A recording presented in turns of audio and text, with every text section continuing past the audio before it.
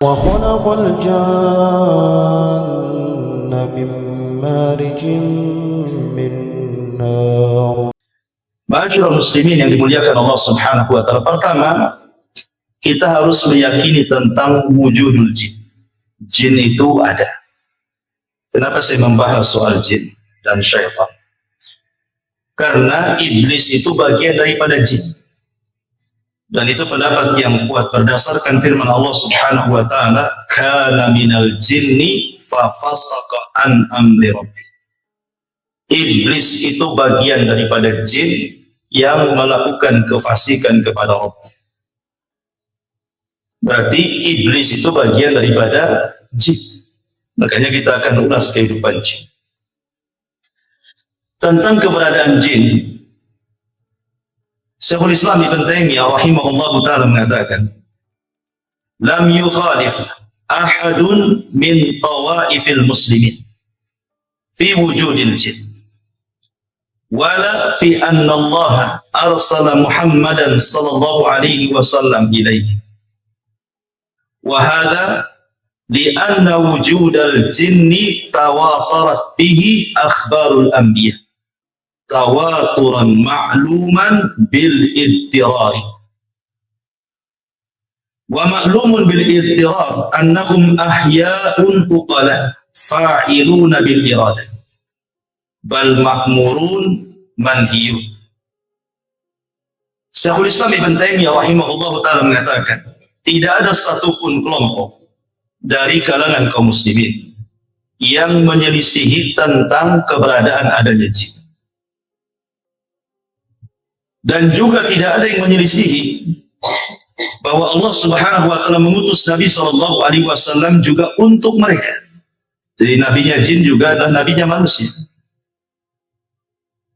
Kemudian beliau mengatakan, wahada, dan karena inilah sesungguhnya keberadaan jin itu sesuatu yang sifatnya mutawatir, sudah tersebar, yang dihabarkan para nabi sebelumnya, bukan hanya Nabi SAW.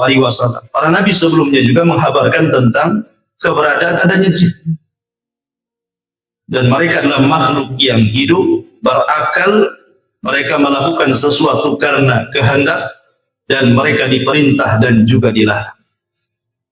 Dari sini menunjukkan bahwa jin itu ada, walaupun tidak bisa kita rasakan keberadaannya. Maksudnya tidak bisa kita lihat, tapi kita bisa rasakan keberadaan mereka. Itu kita bisa rasakan sebagaimana kita bisa merasakan keberadaan para malaikat. Maka jin juga sama, kita bisa merasakan keberadaan mereka. Dari mana kita tahunya? Ketika kita kemudian tergerak untuk melakukan perbuatan jahat, perbuatan maksiat, maka itu tandanya bahwa siapa yang menyuruh perkara-perkara itu was-was daripada syaitan dari kalangan jin.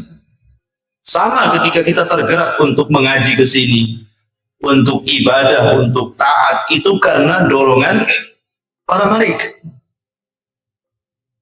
Artinya bahwa bukan sesuatu yang kita tidak bisa melihat, bendanya tidak ada.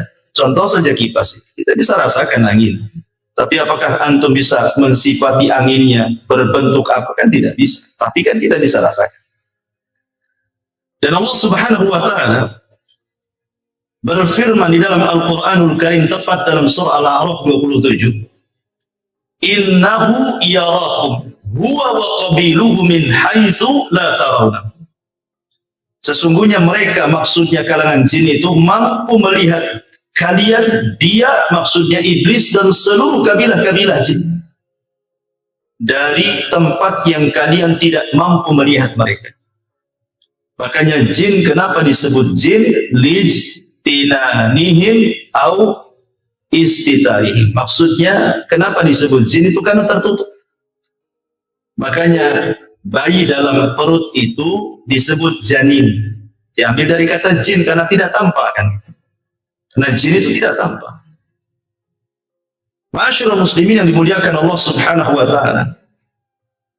Akan tetapi walaupun sebagian ataupun seluruh manusia tidak sanggup melihat jin, tapi ada sebagian hewan mereka melihat jin.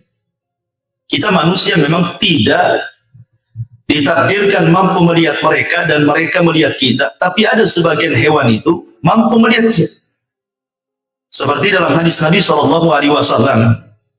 Nabi SAW bersabda dalam hadis Jabir yang dikeluarkan oleh Abi Dawud dalam sunannya, "Idza sami'tum nibahal kilab wa nahiqal hamir bil lail fata'awwadhu billahi minasyaitani fa innahunna yarawna ma la tarawun."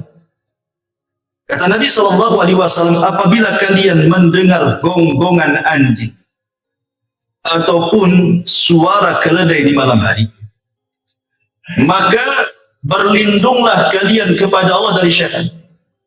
Karena sesungguhnya dua hewan itu sedang melihat sesuatu yang kalian tidak bisa lihat. Hadis ini, kata para ulama, bahwa mereka adalah melihat syaitan. Karena kita disuruh berlindung dari syaitan. Karena mereka melihat syaitan. Maksudnya anjing dan keledai itu. Ya. Artinya ada sebagian hewan itu yang ditakdirkan oleh Allah Subhanahu wa Ta'ala melihat mereka. Tapi kita selamanya tidak akan melihat mereka. Tapi sebagian para ulama mengatakan sebagai keadilan Allah. Ketika di dunia kita tidak bisa melihat mereka, maka di akhirat kita bisa melihat mereka, mereka pula tak bisa melihat kita. Dibalik gitu ya. Kalau di dunia kan kita tidak bisa melihat mereka, tapi di akhirat kita bisa melihat mereka. Itu ada sebagian ulama mengatakan seperti itu. Baik, ma'asyiral muslimin yang dimuliakan Allah Azza wa Jalla. Pertanyaannya, kenapa Allah Subhanahu wa Ta'ala menciptakan jin? Maksudnya jin-jin yang jahat itu. Ya, ala ra'sihim iblis, tentu ketua gengnya adalah iblis. Kenapa Allah Subhanahu wa Ta'ala sampai menciptakan iblis? Buat apa? Ya. Maka kita katakan bahwa Allah Subhanahu wa Ta'ala adalah Maha Hakim, Maha Bijaksana. Artinya seluruh perbuatannya didasari karena sebuah hikmah. Jadi Allah Subhanahu wa Ta'ala ketika menciptakan sesuatu itu tidak ada yang sia-sia, tetapi ada hikmah di balik penciptaan. Walaupun menurut kita, buat apa Allah menciptakan keburukan, menciptakan iblis? Buat apa? Nyesatin orang saja kan itu. Tapi sekali lagi bahwa Allah Subhanahu wa Ta'ala punya hikmah al-baligh yang jelas, yang kita tidak tahu.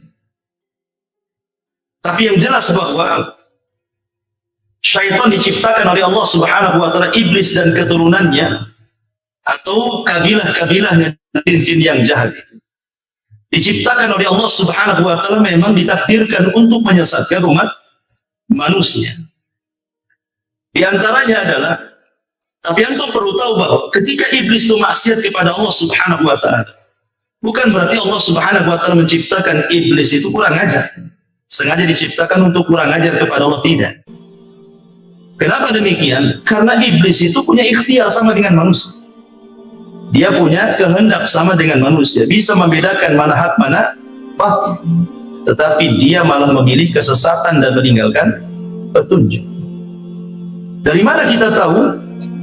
Dari firman Allah Subhanahu wa Ta'ala surah Al-Anfal surah 20 ataupun ayat ke-20, Allah mengatakan, wa idz zayyana lahumus syaitanu a'malahum wa qala la ghaliba lakumul yawma minan nas wa inni jarul lakum falamma tara'atil fi'atani naqasa ala akibaihi wa qala, di sini syahidnya, inni bari'um minkum inni ara ma la tarawna inni akhafullah wallahu syadidul iqab. Dan ketika syaitan menghiasi kepada mereka orang-orang kafir jahiliyah itu tentang amal-amal mereka, maksudnya syaitan itu mengkompori, menjadi provokator supaya orang-orang kafir Quraisy itu berperang melawan Nabi. Kemudian syaitan menjanjikan, la ghaliba lakumul yaum, kalian tidak mungkin kalah dalam peperangan ini, kalian pasti menang. Ya. Wa inni jarul lakum, tenang, aku tolong kalian. Karena ketika itu iblis menjelma seseorang yang sudah tua, Syekhun Najd, ikut dalam rapat itu. Ya. Kemudian dia memberikan janji kepada orang-orang kafir Quraisy akan menolong dengan membawa pasukan kan gitu. Ketika betul-betul dua pasukan itu sudah berjumpa, pasukan orang-orang Quraisy dan juga pasukan Nabi dan para sahabatnya, nampak akan kalah ke orang-orang Quraisy. Ketika nampak akan kalah, apa yang terjadi? Kabur iblis. Kemudian mengatakan, inni bari'um minkum, aku berlepas diri dari kalian. Inni ara ma la tarun, aku tahu apa yang kalian tidak tahu. Inni akhafullah, aku takut kepada Allah. Iblis saja takut kepada Allah, kan itu. Kenapa demikian? Wallahu syadidul iqab, karena dia tahu Allah itu kalau mengadab pasti dengan adab yang keras. Iblis tahu. Artinya tersesatnya iblis itu bukan karena Allah menciptakan iblis untuk sesat, tidak. Sesatnya iblis itu karena kehendak dia. Sama dengan manusia, kan. Manusia sesat itu karena kehendaknya. Karena Allah Subhanahu wa taala sudah membuat dua jalan, kan. Wa hadainahu najdain. Kami jadikan dua jalan, di jalan ke surga, di jalan ke neraka. Iblis pula milih jalan ke neraka. Berarti bukan karena kehendak Allah. Bukan Allah sengaja menciptakan iblis untuk sesat, gitu. Jadi kesesatan iblis itu karena ikhtiar dia. Ya. Ma'asyiral muslimin yang dimuliakan Allah Subhanahu wa taala. Dan di antara hikmahnya yang disebutkan para ulama. Kenapa Allah Subhanahu wa taala menciptakan iblis, jin, syaitan dan yang semacamnya? Pertama, idharu qudratillahi azza wa jalla. Allah ingin menampakkan kuasanya. Allah ingin menampakkan kekuasaannya kepada makhluknya. Di mana Allah Subhanahu wa taala sanggup menciptakan malaikat dari cahaya. Allah sanggup menciptakan Adam dari tanah, dan Allah pun sanggup menciptakan jin, syaitan dari api. Artinya ini kekuasaan Allah. Allah hendak menampakkan kekuasaannya bahwa Allah bisa menciptakan sekehendaknya yang tidak bisa dilakukan siapapun. Kemudian yang kedua, al-fitnatu lil bashar. Di antara hikmahnya adalah memang Allah ciptakan jin dan atas kehendaknya kemudian dia tersesat. Allah sengaja untuk menjadikan fitnah bagi manusia. Karena dengan adanya syaitan dan dia menjadi fitnah bagi manusia, maka disinilah nampak Allah Subhanahu wa taala hendak menguji mereka. Apakah manusia itu jujur? Apakah mereka tidak jujur dalam keimanan? Maka harus diuji, kan? Kalau tidak ada mengujinya, tidak ada syaitan, tidak ada iblis, maka tidak ada pembeda antara yang baik dengan yang buruk, artinya. Dan buat apa juga Allah menciptakan neraka dan surga kalau begitu? Sehingga memang tujuannya adalah untuk memfitnah manusia. Dan itu bisa kita lihat di dalam surah An-Nisa ayat 116 dan 117. Di mana Allah mengatakan, mengambil ucapan iblis. Apa kata iblis? La takhidanna min ibadika nasiban mafruḍa wa la udhillannahum wa la umanniyannahum wa la amurannahum fala yubattikunna adhanal an'am wa la amurannahum fala yughayyiranna khalqallah wa man yattakhidhish syaitana waliyan min dunillah faqad khasira khusrana mubina. Dan syaitan mengatakan, aku pasti mengambil bagian tertentu dari hamba-hambamu ya Allah, dan pasti aku akan sesatkan mereka, dan akan kubangkitkan angan-angan kosong mereka, dan akan kusuruh mereka memotong telinga-telinga binatang ternak, lalu mereka benar-benar memotongnya, dan aku akan suruh mereka mengubah ciptaan Allah, lalu mereka pun benar-benar mengubahnya. Barang siapa yang menjadikan setan sebagai pelindung selain Allah, maka sungguh dia telah menderita kerugian yang nyata. Ya, di antara hikmahnya Allah Subhanahu wa taala menciptakan syaitan, iblis, atau jin yang jahat itu untuk membuat fitnah. Ya. Apa saja bentuk fitnahnya nanti akan sebutkan. Kemudian yang ketiga, tahqiqus sifatil ilahiyah, untuk mewujudkan sifat ketuhanan, di mana di antara nama dan sifat Allah Subhanahu wa taala adalah Al-Ghafur. Allah itu zat yang maha pengampun. Karena di antara sifat Allah Subhanahu wa taala adalah Al-Ghafur. Tentu sifat ini bukan hanya sekedar melekat kepada Allah saja, tapi juga harus ada kenyataan. Ya, harus ada yang berbuat salah kemudian bertobat, maka terjadilah sifat Allah atau nama Allah Al-Ghafur, mengampuni. Lah kalau tidak diciptakan syaitan, macam mana manusia akan salah? Ya kan, manusia tidak akan bersalah kan itu, tidak ada syaitan, tidak ada yang mengganggunya.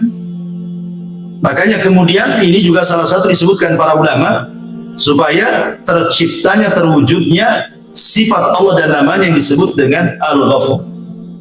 Kemudian juga yang keempat, ad-dunya daru ikhtibaril insan, bahwa dunia ini memang tempat ujian bagi manusia. Jadi Allah Subhanahu wa taala menciptakan manusia, kemudian menempatkan manusia di bumi, kemudian menjadikan mereka khalifah di bumi. Akhirnya Allah Subhanahu wa taala berikan nikmat yang banyak kepada manusia, yang kalau kita hitung nikmat itu tidak mungkin kita hitung. Wa in ta'uddu nikmatallahi la tuhsuha. Kalau engkau hendak menghitung nikmat Allah, tidak mungkin kehitung, saking banyaknya kan itu.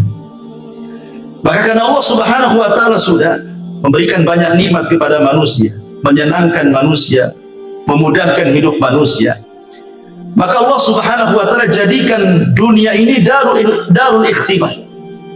Allah akan memberikan ujian kepada mereka. Siapa yang taat, siapa yang bermaksiat kan itu. Maka karena dunia ini tempat ujian, harus ada yang bermaksiat, harus ada yang taat, harus ada yang berbuat baik, harus ada yang melakukan perbuatan dosa. Lah salah satunya adalah yang menyebabkan manusia itu melakukan keburukan adalah karena was-was daripada syaitan. Ya. Maka akhirnya kemudian ada yang tergoda syaitan, akhirnya tidak sanggup memegang ujian Allah, bermaksiatlah dia kepada Allah Azza wa Jalla. Ini juga diantara hikmah. Kemudian juga diantara hikmahnya adalah untuk supaya menjadi pelajaran kepada para malaikat, menjadi pelajaran kepada orang-orang yang beriman, baik dari kalangan para nabi ataupun para pengikut orang-orang yang beriman, bahwa hati-hati jangan melakukan dosa. Sebagaimana kemudian Allah Subhanahu wa taala murka kepada iblis, mengutuknya, mengeluarkan dari surga, mengusirnya lagi. Sebab disebabkan apa? Dosa. Karena tidak mau sujud kepada perintah Allah Subhanahu wa taala kan. Ketika Allah mengatakan usjudu li Adam fasajadu illa iblis, gitu ya. Ketika Allah mengatakan sujudlah kalian kepada Adam, semua malaikat sujud kecuali iblis. Aba wastakbara wa kana minal kafir. Sombong, enggan, termasuk hamba Allah yang kafir. Maka ini juga supaya para malaikat tahu dan tertanam sifat takut dalam diri-diri para malaikat ataupun para nabi ataupun orang-orang yang beriman, jangan seperti mereka. Sebab kalau seandainya seperti mereka, maka Allah pun akan murka sebagaimana Allah murka kepada mereka, kepada para jin yang jahat ya, terutama kepada iblis pembesarnya.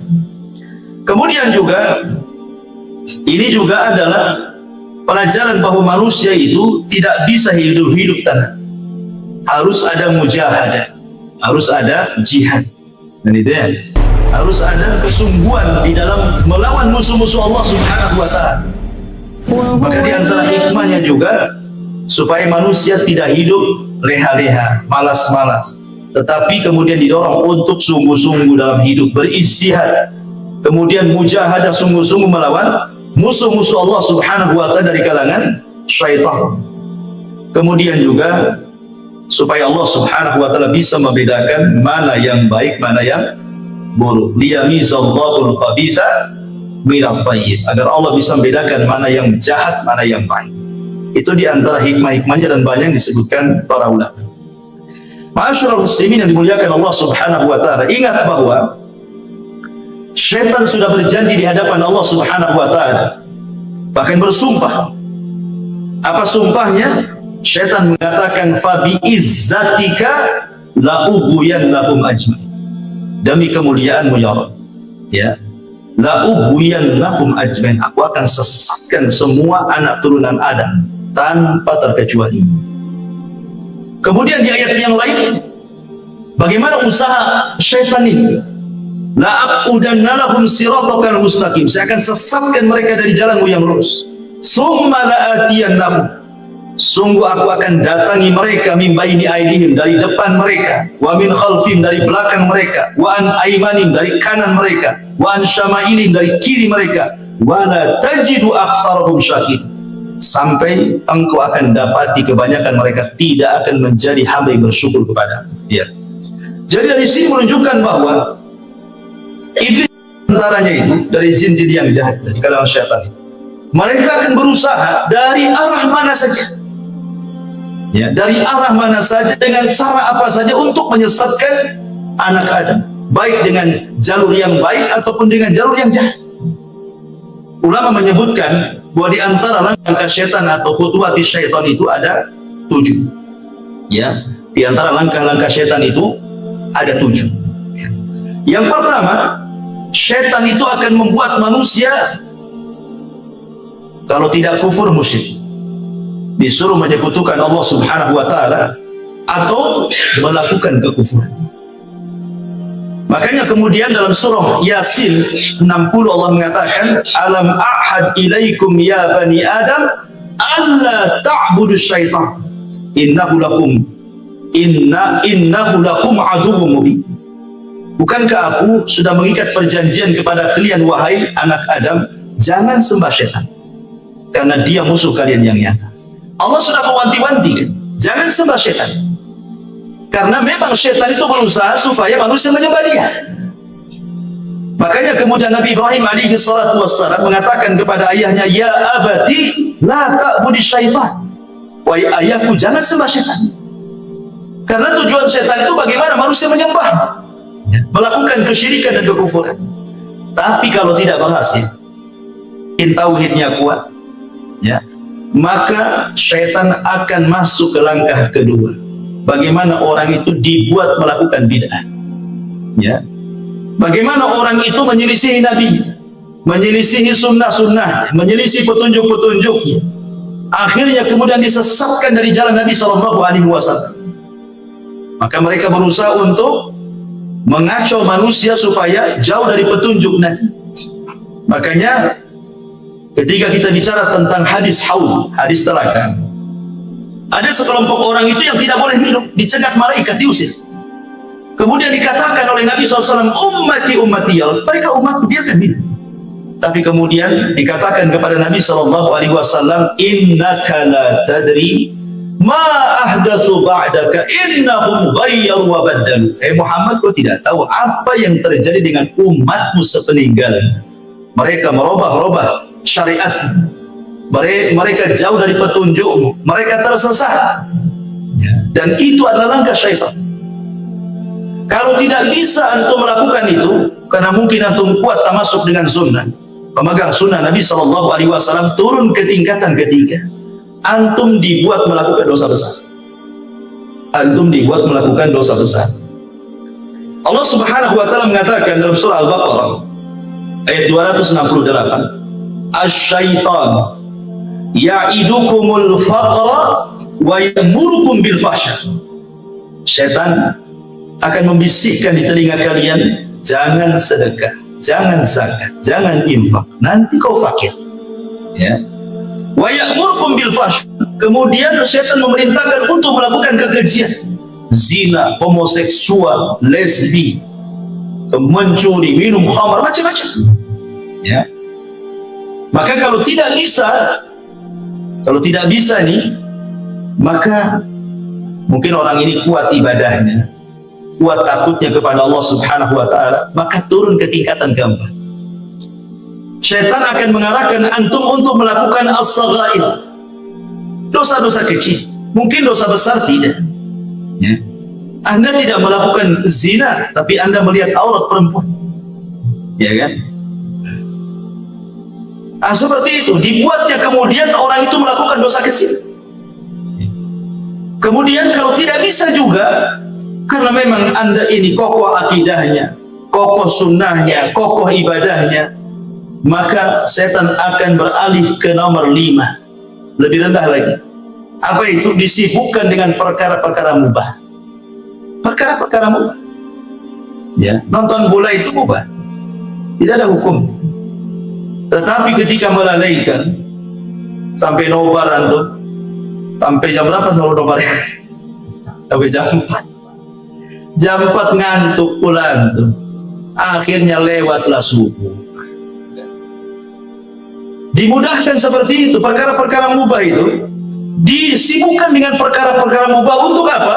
Untuk dilalaikan dari zikir, dari ketaatan, dari ibadah. Akhirnya dengan menyibukkan perkara yang mubah, dampaknya adalah lupa kepada ibadah. Ini yang nomor 5. Oh, tidak bisa juga rupanya. Yang nomor 5 itu tak bisa juga nih. Turun lagi itu ke yang kanan. Apa yang kanan? Antum disibukkan dengan perkara-perkara yang tidak afdal dan meninggalkan yang afdal. Disibukkan dengan perkara sunnah, tapi melalaikan yang wajib. Antum sibuk sholat malam, bagus sholat malam, bagus sholat malam. Ya, tapi subuhnya antum wah,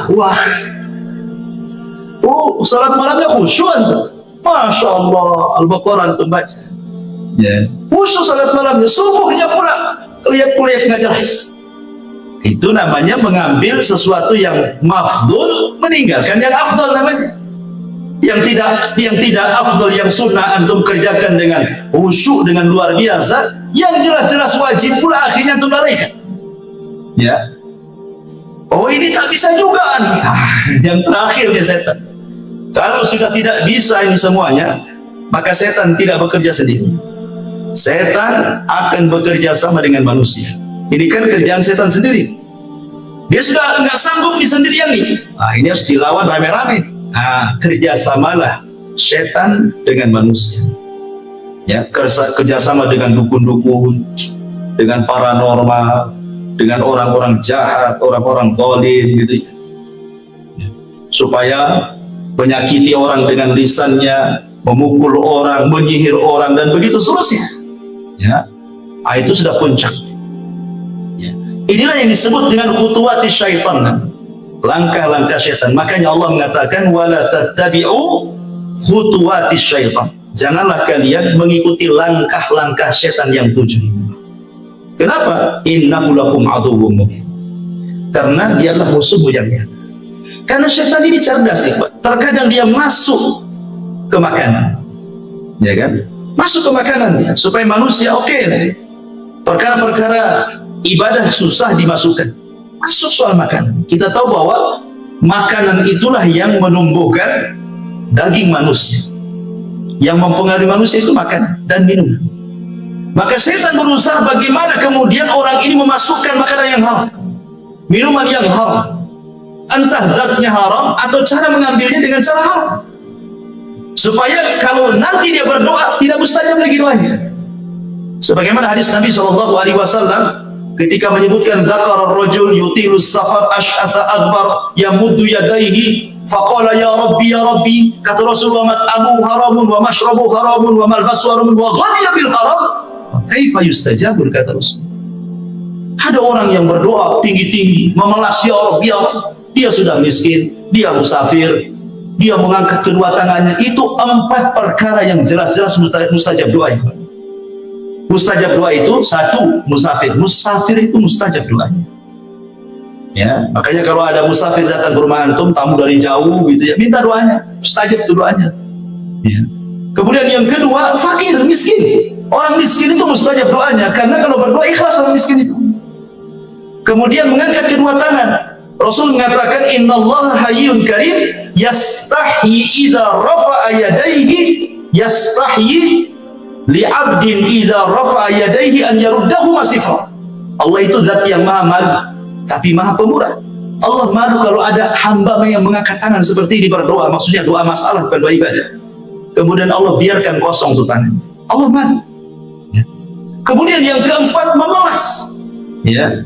Karena di antara sebab mustajab doa kata Rasul itu memelas, terus mengeluh, itu salah satu mustajab doa. Artinya orang ini punya 4 syarat harusnya diijabahkan doanya, tapi tidak diijabah juga. Kenapa? Ya kata Rasul, bagaimana akan diijabah? Makanannya, minumannya, ya kan, dari yang haram, pakaiannya dari yang haram, dibesarkan dari benda yang haram. Fa kaifa yustajabun, bagaimana akan dikabulkan? Lah setan masuk dari jalur ini. Ya. Dia berusaha untuk mengacau makanan orang. Ya. Karena tahu bahwa perut ini adalah bagian daripada syahwat. Ya, perut ini bagian daripada syahwat. Syahwat itu dari leher ke atas dan dari leher ke bawah. Itu syahwat. Ya. Dari leher ke atas, mata, telinga, otak, ini bisa melakukan syahwat. Memandang yang diharamkan, mendengar yang diharamkan, mengucapkan sesuatu yang diharamkan, berpikir yang jorok yang diharamkan. Dari leher ke bawah ada perut dan kemaluan. Nah itu setan berusaha untuk menghiasi itu semua tuh. Seperti itu langkah-langkah setan. Ikhwatu fiddin, muliakan Allah Azza wa Jalla. Kemudian setan masuk dari dua jalan. Pertama dari syubhat, yang kedua dari syahwat. Ya. Syubhat merusak agamanya, syahwat merusak akhlak. Kalau sudah masuk dua jalur itu, rusak semuanya manusia. Agamanya rusak, akhlaknya rusak. Apa yang dikehendaki manusia? Ya. Masyaallah muslimin yang dimuliakan Allah Subhanahu wa taala. Tetapi ikhwan, ingat, kemampuan setan untuk menguasai manusia. Setan itu hanya menguasai manusia dari 4 jalan saja. Ingat, setan itu hanya bisa menguasai manusia dari 4 jalan. Tidak lebih. Ya. Pertama, at-tazyib, berusaha menghias. Yang hak dihiasi jadi batil. Yang batil dihiasi jadi hak. Yang jahat dihiasi jadi baik. Yang baik dihiasi jadi jelek. Dan begitu terus. Hanya menghias-hias saja. Yang kedua, at-taswil. Dibuat manusia itu diangan-angan. Dibuat angan-angan. Ya. Tulul aman. Dibuat angan-angan setinggi langit. Ya. Tapi tak punya sayap. Mau terbang. Hanya angan-angan saja. Pengen kaya. Ya, pengen ini, pengen itu. Pokoknya dibuat angan-angan sama setan. Ya. Kemudian yang ketiga, al-waswas. Dibuat waswas. Ya. Kehidupannya di-waswas. Kemudian yang keempat, an-naz'u. Digoda, dirayu. Inilah setan, kemampuan kepada manusia cuma ini saja. Tetapi hebatnya, walaupun dengan 4 ini, betapa banyak, berapa juta manusia yang disesatkan oleh setan. Ya, ingat, setan itu tidak bisa maksa manusia, kan? Kamu jangan sholat, tidak bisa. Setan nggak akan bisa memaksa orang. Ya, setan itu tidak mungkin memaksa orang. Setan itu hanya mampu untuk 4 perkara saja, jadi tidak bisa menyakiti orang. Tidak bisa. Jadi menyesatkan Bani Adam itu cuma dari 4 ini saja. Tapi dengan 4 perkara ini, subhanallah, jutaan manusia tersesatkan. Hebatnya setan. Mana dalilnya? Pertama, surah Al-A'raf ayat 200. Allah mengatakan, wa imma yanzaghannaka minasyaitani nazghun fasta'id billah innahu sami'un alim. Dan jika setan datang menggoda, ini pertama menggoda ini. Ya, gimana lah orang menggoda? Kan antum tahu menggoda istri antum kan antum tahu. Ya, istri goda antum pengen uang kan tahu lah, paham. Itu arti menggoda. Ya. Lah setan tuh goda kita juga gitu. Maksiat, jangan tidur, maksiat sana. Kan digoda-goda kan? Enak loh maksiat itu. Masyaallah muslimin yang dimuliakan Allah Azza wa Jalla. Kemudian Allah mengatakan, jika setan datang menggodamu, maka berlindunglah kepada Allah, sungguh Dia Maha mendengar lagi Maha mengetahui. Ini yang pertama. Yang kedua, Allah mengatakan dalam surah Al-Anfal ayat 48. Allah mengatakan, wa idh zayyana lahumus syaitan. Ingatlah ketika setan menjadikan terasa indah bagi mereka perbuatan dosa. Jadi tugas setan mengindah-indahkan saja. Ya kan? Mengindah-indahkan bagaimana perkara dosa itu jadi baik gitu. Perkara jahat itu seolah-olah taat, perkara buruk itu seolah-olah indah gitu. Ya. Ini yang kedua. Yang ketiga disebutkan dalam surah An-Nas ayat 5. Antum hafal semua, alladzi waswisu fi sudurin nas. Dialah yang memberikan was-was, dorongan-dorongan, bisikan-bisikan, ya. Kemudian yang terakhir dalam surah Muhammad ayat 25. Allah mengatakan, innal ladzina irtaddu ala adbarihim min ba'di ma tabayyana lahumul huda asy-syaitanu sawwala lahum wa amla lahum. Apa katanya? Sesungguhnya Allah Sesungguhnya orang-orang yang berbalik kepada kekafiran setelah petunjuk itu, jelas bagi mereka, setanlah yang telah merayu mereka dan memanjangkan angan-angan mereka. Ya, jadi setan itu, saya ulangi, dari 4 cara itu menyesatkan orang itu.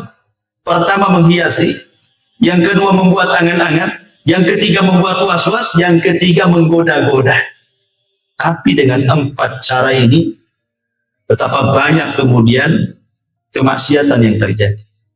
Pembunuhan, perzinahan, minum khamr, ya kan, kejahatan, penghinaan, cacian, makian, merendahkan, ghibah, namimah, macam-macam dosa keluar tuh. Ya kan? Lihat ketika Qabil membunuh Habil. Siapa yang ngasih waswas Qabil? Syaitan. Bil, tengoklah tuh cewek yang akan kau nikahi, tengok pula kembaranmu cantik, mana akan begitu? Tengoknya kembarannya lebih cantik, tengok kembaran Habil kok tak cantik, tak mau saya. Gitu ya. Jadi goda, coba yang akhirnya berakhir apa? Dibunuh pula si Habil. Hanya gara-gara godaan bisa bunuh orang. Ya. Hanya gara-gara godaan bisa bunuh orang. Ingat kisah Abid Bani Israel yang dititipi seorang wanita. Ya, awalnya baik-baik saja, tapi naruh makanan di depan pintu, setan datang. Kok ini ulama Bani Israel, tak sopan kau naruh makan di depan pintu. Ketuklah pintunya, ucapkan salam, nanti mati kau tak tahu katanya. Akhirnya ngetuk pintu, selama itu dia tidak pernah mendengar suara perempuan. Ketika assalamualaikum, dia waalaikumsalam, setan masuk. Indah juga itu suaranya. Baru suaranya. Kadang-kadang suara itu menipu. Dulu belum ada televisi, masih pakai radio. Antum dengar suara perempuan siaran di radio, kayaknya indah, suara cantik, padahal orang hitam. Jadi kan kadang-kadang orang kan terpengaruh dengan suara kan. Iya. Mulailah dia. Setan datang lagi, tak sopan lah. Hanya naruh ngetuk pintu. Tanyalah kebutuhannya, mungkin dia butuh apa-apa. Dia tanya. Ya. Akhirnya ditanya, bagaimana kondisimu, baik, apa butuhmu, ini. Lama-lama, kata setan, tak bagus juga. Dia sudah lama ditinggalkan saudaranya, dia pun perlu ngobrol, boring, stres katanya. Akhirnya ngobrol, zina, hamil. Setelah hamil apa? Setan ngomong, nanti kalau saudaranya datang dari jihad, tahu kau yang menghamilinya, akan dibunuh. Kalau kau ingin selamat, bunuh bayinya, hilangkan barang buktinya. Boleh membunuh. Ya, sudah dibunuh bayinya, datang pula setan. Apa wanita itu tidak akan cerita sama saudaranya? Pasti cerita juga. Sebaiknya kau bunuh juga daripada kau dibunuh. Dibunuh semuanya. Habis sebenarnya. Sampai di sini tidak juga. Akhirnya saudaranya datang dari jihad, nanya adiknya. Kata setan, berdusta saja. Bilang saja pergi, entah kemana. Dibilangnya tidak ada pergi. Ya percaya saja yang ngomong ustaz, ya, yang ngomong ahli ibadah. Ibadahnya orang yang paling busuk di Bani Israel. Ya percaya saja. Rupanya saudaranya pulang, setan masuk ke saudaranya dalam mimpi. Dikasih tahu bahwa yang membunuh adalah si pendeta itu. Oh, marah saudaranya. Berangkat dia. Sebelum datang setan pula datang ke pendetanya. Itu saudaranya sudah datang bawa pedang tuh. Membunuh kamu. Kau ingin selamat? Gampang. Sujud sama aku. Sujud dia. Datang saudara tebas kepalanya. Lagi sujud sama setan, mati dia. Subhanallah. Tuh, bayangkan kan. Khutuwatus syaitan tuh. Ya, macam-macam dosa dilakukan dia sampai ketika kufur menyembah setan. Begitulah setan menggoda anak Adam, masyarul muslimin yang dimuliakan Allah Azza wa Jalla. Dari sini kita harus mengenal, setelah kita tahu langkah-langkahnya, maka kita harus tahu juga waktu-waktu setan. Kemudian tempat-tempat setan. Harus mengenal bagaimana setan bermuamalah dengan manusia. Kita harus kenal supaya kita bisa menjauhi. Adapun waktu-waktu setan, pernah saya jelaskan bahwa waktu setan itu ada 3. Pertama, mendekati waktu maghrib. Nabi SAW bersabda dalam sebuah hadis bahwa apabila datang menjelang maghrib, istajnahal lailu idas tajnahal lailu au kana janhul laili fakuffu sibyanakum fa inna syaitan tantashiru hina idin. Kata Rasul, apabila mendekati waktu maghrib, ya, menjelang terbenamnya matahari, kata Nabi SAW, tahan anak-anak kalian, jangan main di luar rumah, masukkan ke rumah, kunci jendela, kunci pintu. Itu setan lagi menyebar di mana-mana. Ya, setan lagi banyak di mana-mana. Kenapa? Dikhawatirkan setan akan masuk ke anak-anak kita. Ya, bisa saja kemudian kesurupan dan begitu seterusnya, kan itu. Makanya waktu ini jangan sampai kemudian mengeluarkan anak-anaknya. Ini namanya waktu setan. Ini satu. Yang kedua, waktu setan itu ba'da isya sampai sepertiga malam, panjang waktunya. Ba'da isya sampai sepertiga malam akhir. Ini waktu setan. Makanya Nabi SAW yaqra'un nauma qablaha wal hadits ba'da. Rasul memakruhkan tidur setelah maghrib. Nggak boleh tidur setelah maghrib itu karena ke isya cepat. Ya, nanti 14 maghribnya kan, apa isyanya ya. Kemudian Rasul memakruhkan bicara setelah isya, kecuali ada manfaatnya, entah manfaat dunia atau manfaat akhirat seperti ngaji seperti itu. Tapi kalau tidak ada manfaat dunia dan akhirat, apa sih manfaatnya? Hanya ngobrol nongkrong gitu, tidak jelas gitu ya. Maka setan akan tahu bermain-main tuh dengan orang. Dibuatnya orang kuliner malam-malam, berangkat jam 8, pulang jam 12, sampai jam 12 tidak langsung tidur juga, baru tidur ketika mereka turun pulang pun tidur. Jadi sepertiga malam akhir. Jadi orang itu dilalaikan jangan sampai bangun di sepertiga malam akhir, dan kalau bisa jangan sampai subuh bangun. Itu waktu setan. Ya, makanya kenapa setan itu di malam hari dia sengaja bawa 3 ikatan. Kemudian datang kepada setiap orang yang tidur, diikat tengkunya 3 kali ikatan. Diikat sama setan tengku kita ini. Kemudian kalau sudah dekat-dekat subuh, maka setan akan membisikkan di telinganya, nim naumatan tawilah, tidur, tidur, malam masih panjang. Kalau mau subuh tuh, itu lagunya tuh, tidur, tidur, malam masih panjang katanya kan. Coba bayangkan, ya senang aja dia tidur kan. Nah, makanya kata Nabi SAW, kalau dia terbangun, wa dzakarallah, langsung dia membaca alhamdulillahilladzi ahyana ba'dama amatana wa ilaihin nusyur, 1 ikatan hilang. Kalau dia berwudu, 2 ikatan hilang. Kalau dia sholat, hilanglah semua ikatan sehingga dia menjadi jiwanya baik dan menjadi nasyid, rajin. Rajin. Ya. Rajin itu artinya tidak jadi pemalas. Ya. Ini yang kedua. Yang ketiga, waktu setan itu menjelang zuhur, kubali zuhur, ya sekitar jam 11, setengah 11 sampai jam 12 lah gitu ya. Itu namanya waktu setan. Dari situlah Nabi SAW mengatakan apa? Kilu fa inna syaitana la yakin. Tidurlah siang karena setan tidak pernah tidur siang. Ya, ya bukan tidur betulan, tidur ya mungkin 10 menit jadilah, walaupun ya selip-selip chicken. Tidur biasa saja walaupun tanyanya gitu.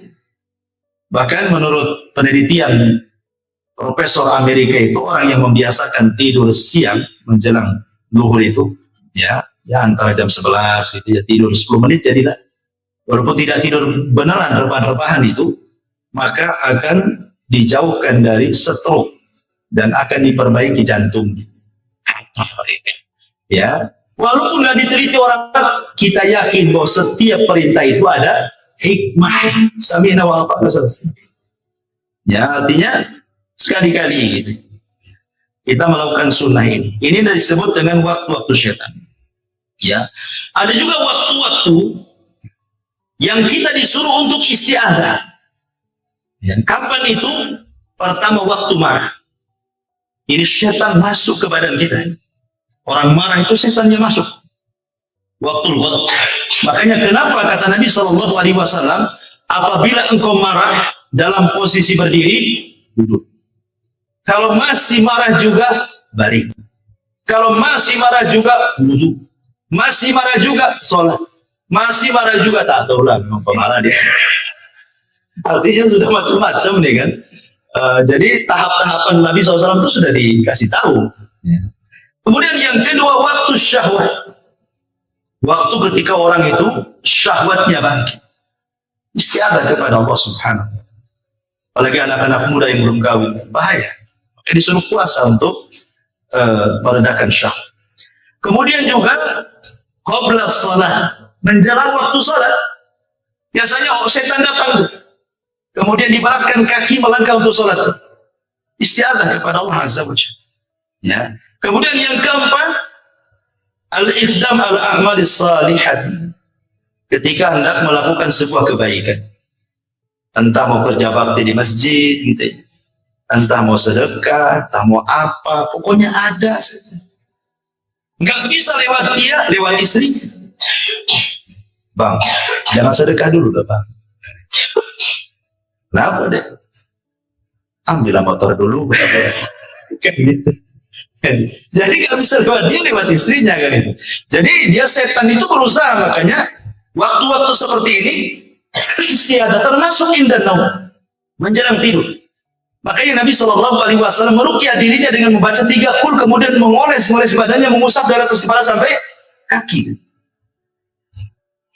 Untuk apa? Supaya jangan diganggu syaitan. Makanya Rasul itu memberikan irsyad kepada kita berwudu, ya kan?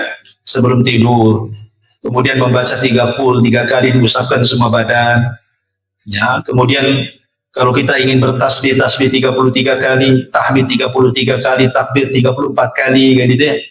Baca ayat kursi. Nah, maka orang yang sebelum tidur seperti ini, ikhwan, saat tidur itu malaikat akan ada di samping kiri kanan kita. Setiap kita guling ke kiri, maka malaikat sebelah kiri akan mengatakan, Allahumma gfirlahu, Allahumma arham. Ya Allah ampuni orang ini, ya Allah rahmati orang. Kalau berguling lagi ke kanan, malaikat sebelah kanan ngomong gitu juga. Sampai dia bangun. Bayangkan, seandainya Allah takdirkan dia meninggal dalam posisi dia sedang didoakan malaikat, ya kan? Tapi kalau nggak berdoa ya samping kiri setan lah. Apalagi dibuat mimpi-mimpi buruk lagi mimpinya, jatuh dari atas ranjang. Baik, masyaallah muslimin yang dimuliakan Allah Azza wa Jalla. Ini juga diantara waktu-waktu kita disuruh untuk istiadah. Ya. Kemudian bagaimana syaitan itu masuk dalam kehidupan manusia? Kita tahu bahwa Allah Subhanahu wa Ta'ala berfirman dalam surah Al-Fatihah, Alhamdulillahi Rabbil Alamin. Segala puja dan puji hanya milik Allah, Rabb semesta alam. Allah menciptakan alam itu, ada alam malaikat, ada alam jin, ada alam manusia, ada alam binatang, ada alam tumbuh-tumbuhan, ada alam yang tidak diketahui manusia. Yang tampak itu sedikit, yang tidak tampak itu banyak. Ya, wa yakhluqu ma la ta'lamun. Allah menciptakan yang kalian tidak tahu. Ada alam-alam yang kita tidak tahu. Ya, intinya bahwa di antara dua makhluk yang berakal yang Allah ciptakan yang ada hubung kait dengan manusia, pertama malaikat. Malaikat sejak sujud kepada Adam, sejak itulah ada hubung kait antara malaikat dengan Adam dan dengan seluruh anak keturunannya. Malaikat akan senantiasa bersama manusia. Ya, sejak janinnya, dia yang meniupkan ruhnya, dia yang mencatat takdirnya. Ya kan? Kemudian lahir dengan selamat. Nah, kemudian setelah lahir ke dunia, maka malaikat akan menjaga dia. Wa inna alaikum lahafidin. Sungguhnya Allah utus kepada kalian malaikat-malaikat penjaga. Kemudian setelah balik, mukallaf, malaikat catat raqib dan atid amalan baik kita kan itu. Dan begitu seterusnya, ada malaikat terbang ke sana kemari mencari majelis ilmu, majelis zikir. Ada malaikat tiap Jumat berdiri di pintu masjid, mencatat orang yang pertama bagikan korban unta, kedua bagikan korban sapi, ketiga bagikan korban kambing, keempat bagikan korban ayam, kelima bagikan korban telur ayam. Habis telur ayam. Ada? Tak mungkin tai ayam. Artinya bahwa sudah malaikat ada yang berdiri di pintu masjid setiap Jumat. Jadi malaikat itu memang ada hubung kait dengan kita semuanya. Sampai ketika mati, malaikat juga yang mengucapkan, mencabut roh kita. Ketika kita di alam kubur, malaikat juga yang tanya kita, Raqib dan Atid. Dan begitu sampai masuk ke dalam surga, yang bukakan pintu surga juga malaikat Ridwan. Dan begitu seterusnya. Malaikat nggak akan lepas dari manusia. Sejak hidup sampai mati, sampai masuk surga atau masuk neraka. Jin juga sama. Jin akan masuk dalam kehidupan manusia. Ya, apa saja tadakhulnya setan kepada kehidupan Bani Adam. Ma'asyiral muslimin yang dimuliakan Allah Azza wa Jalla, yang pertama, tentu yang paling bahaya adalah setan masuk dalam kehidupan manusia. Tadi saya sudah katakan, setan akan berusaha untuk membuat kufur kita, membuat kufur anak Adam supaya menjadi pengikut dia, kan itu ya, masuk neraka sama-sama. Kemudian yang kedua, setan juga akan berserikat kepada manusia, pada harta manusia dan anak-anak manusia. Ya, masuk ke harta manusia itu maksudnya entah mencuri dapat harta, kan itu, entah suruh korupsi dapat harta, entah ngambil hak orang lain dapat harta, dan begitu seterusnya. Atau masuk ke anak-anak kita, kita tidak tanggung jawab mendidiknya, akhirnya jadi jahat dia. Ya, itu semua adalah godaan setan tadi yang empat tadi, menghiasi, menggoda, membuat angan-angan, membuat was-was. Nah, kemudian juga yang ketiga, setan masuk juga pada seluruh kehidupan manusia.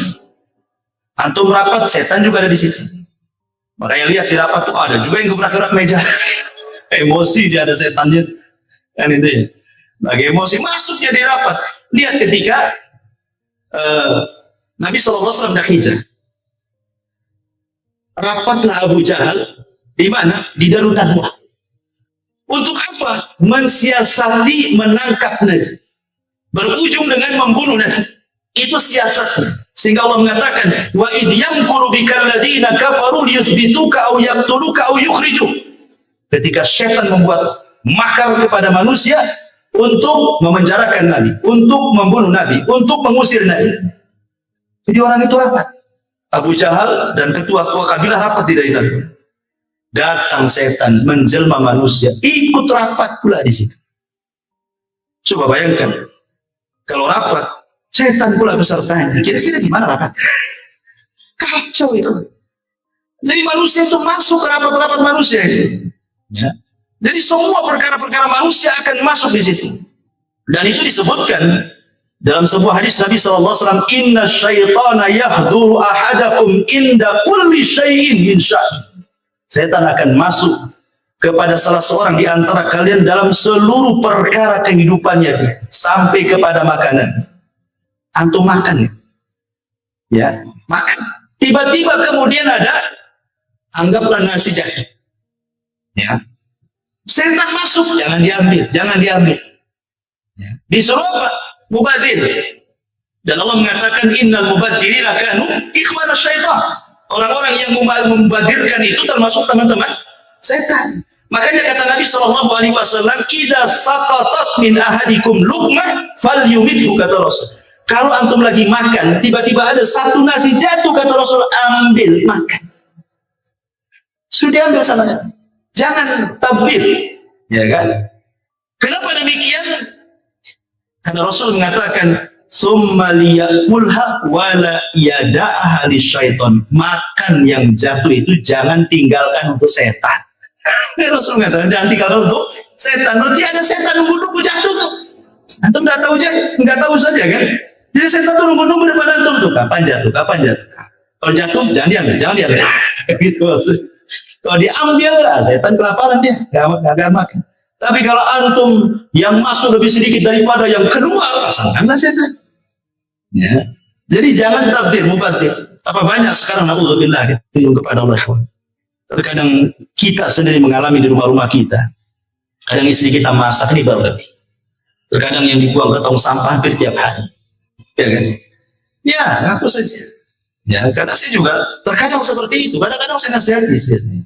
Jangan banyak masak-masak. Kalau masak cukup, ya ibaratnya lebih baik kurang daripada berlebih, kan gitu. Kecuali masak banyak untuk tetangga nggak apa-apa. Ya. Kalau untuk dimakan kemudian sampai sayur dibuang karena basi, nggak kemakan, nasi dibuang hampir tiap hari, ya Allah kan. Ini sama aja tuh berkawan dengan setan namanya, kasih makan setan kan. Ya, jadi ini juga sampai masuk kepada perkara-perkara seperti ini. Kemudian faida faragha falyul'ibhu asabi'ah. Kalau selesai makan, tidak cukup sampai disebut atau Rasul, jilati jari-jari kalian. Sampai Rasul nyuruh jilat-jilat. Namanya kalau habis makan kan banyak tuh makanan di tangan ini. Ini udah habis makan belum dijilat, masuk kobokan. Nah, itu tuh setan di kobokan.